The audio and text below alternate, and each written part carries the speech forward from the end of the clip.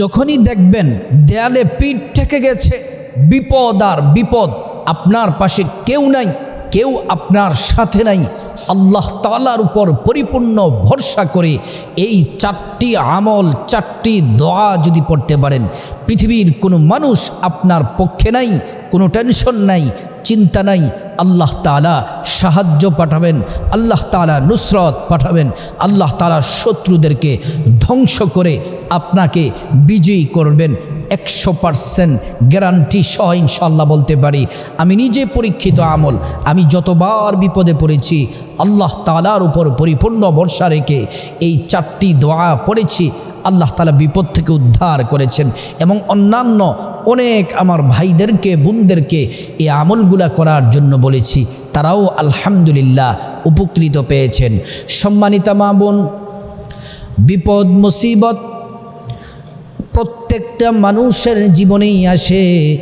আপনি যদি কোনো বিপদে পড়ে যান, মুসিবতে পড়ে যান, আপনি ধৈর্য হারা হবেন না।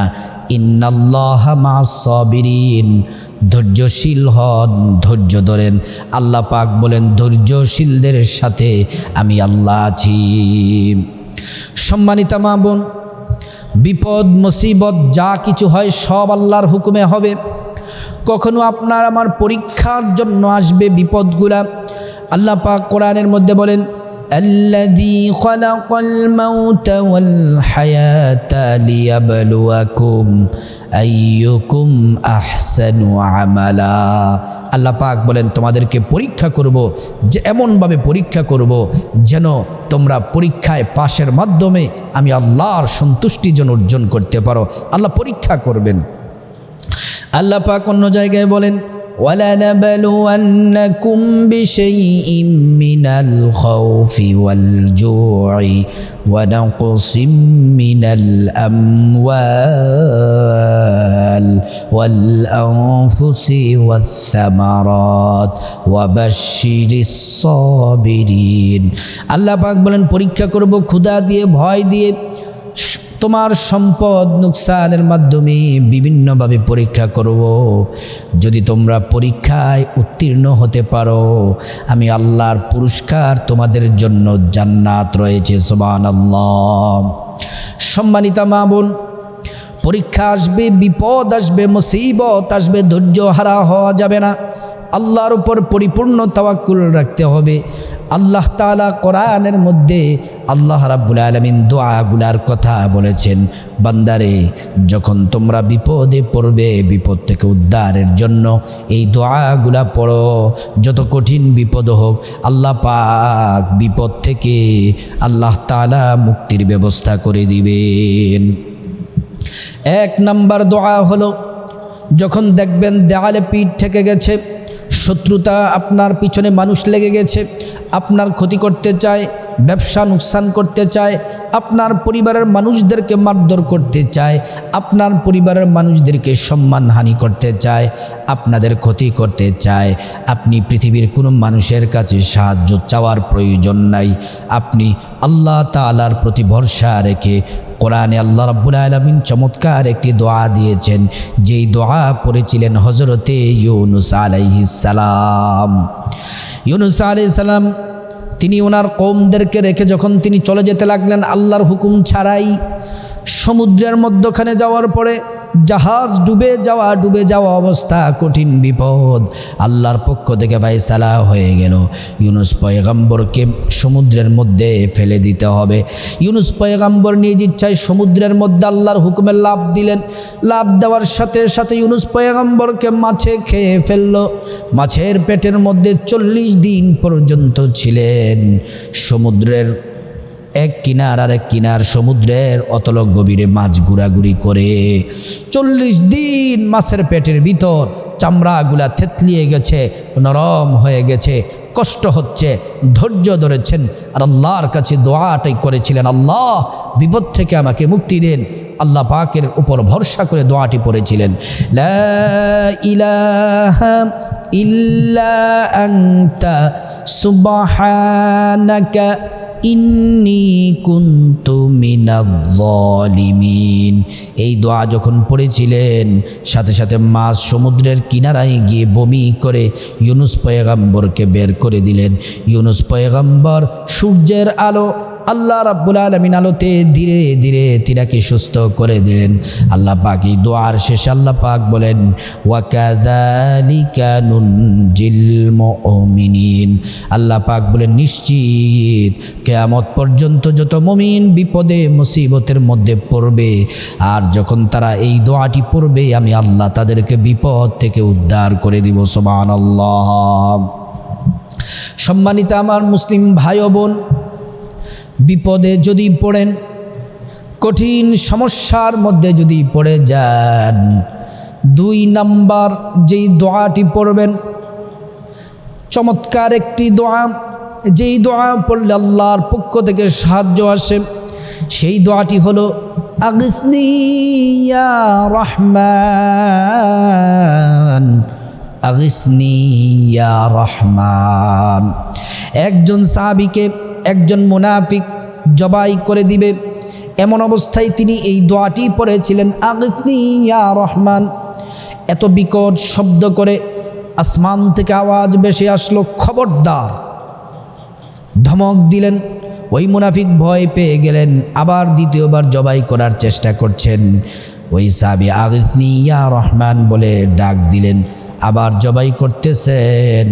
তখন আগিসনি ইয়া রহমান বললেন, আল্লাহ পাক একজন ফিরিস্তা পাঠিয়ে দিলেন। ওই ফিরিস্তা এক তরবারিতে কোপ দিয়ে গর্দান মুনাফিকের আলাদা করে দিলেন। সাহাবী চোখ খুলে দেখলেন আল্লাহ পাকের সাহায্য এসে গেছে। চলে গেলেন, তিনি কাউকে দেখতে পেলেন না। তিনি বুঝতে পারলেন আল্লাহ রাব্বুল আলামিন সাহায্য পাঠিয়েছেন। তাহলে যদি বিপদে পড়ে যান, সন্ত্রাসের আক্রমণে পড়ে যান, চুরি ডাকাতির কবলে যদি পড়ে যান, পড়বেন আগিসনি ইয়া রহমান, আগিসনি ইয়া রহমান। আল্লাহ তাআলার কাছে সাহায্য চাইবেন, আল্লাহ তাআলা আপনাকে সাহায্য করবেন। বিপদে মুসিবতে যদি পড়ে যান, 3 নাম্বার যে দোয়াটি পড়বেন, ওই দোয়াটি আল্লাহ পাক নিজে পড়েন।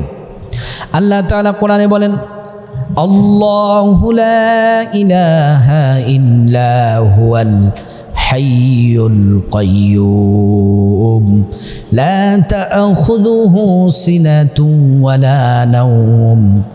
আল্লাহ তাআলা বলেন আমি তো সে আল্লাহ, আমি আল্লাহ ছাড়া কোনো ইলাহ নেই, ইবাদতের কেউ নেই, একমাত্র ইলাহ, ইবাদত পাওয়ার উপযুক্ত আমি আল্লাহ। সুবহানাল্লাহ। আল্লাহ তাআলা তারপরে বলেন লা তা'খুযুহু সিনাতুন ওয়ালা নাওম, আমি আল্লাহ খাই না, ঘুমাই না, আমি আল্লাহর তন্দ্রাও আসে না। সুবহানাল্লাহি ওয়া বিহামদি। আল্লাহ তাআলা কোনো কাজ করেন না, আল্লাহ যদি কোন বলেন, ফায়াকুন বলার সাথে সাথে সব হয়ে যায়। আল্লাহ তাআলা সূরাতুল আহজাবে বলেন তবে বান্দা আমি একটি মাত্র কাজ করে, আল্লাহ পাক কোরআনে বলেন ইন্নাল্লাহা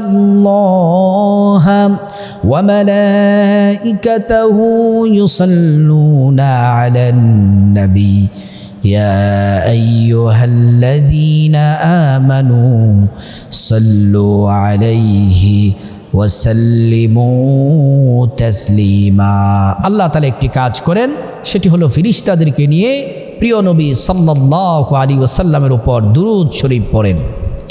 আপনি যদি মহাব্বত ভালোবাসা নিয়ে যদি নবীজির প্রতি একবার দুরূদ পড়েন, আল্লাহ তাআলা 10টি গুনাহ মাফ করে দেন, 10টি নেকি দান করেন, 10টি মর্যাদা আল্লাহ তাআলা বাড়িয়ে দেন।